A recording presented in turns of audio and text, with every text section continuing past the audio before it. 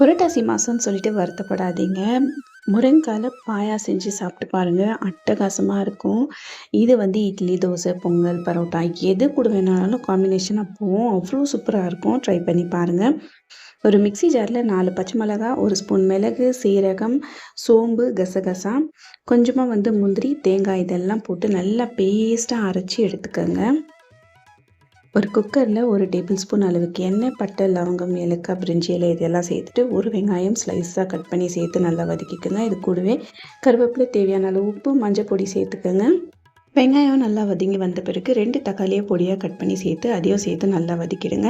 நல்லா வதங்கின பிறகு இதில் 2 முருங்காவை வந்து நான் கட் பண்ணி சேர்த்துக்கிறேன். சேர்த்துட்டு எல்லாம் ஒன்றா கலந்துட்டு நம்ம அரைச்சி வச்சுருக்க பேஸ்ட் சேர்த்துட்டு தேவையான அளவு தண்ணி சேர்த்து எல்லாத்தையுமே கலந்துட்டு ஒரு 3 விசில் வச்சு நீங்கள் இறக்குனீங்கன்னா சூப்பரான முருங்கைக்காய் பாயா ரெடி. கண்டிப்பாக ட்ரை பண்ணி பாருங்கள். சூப்பராக இருக்கும்.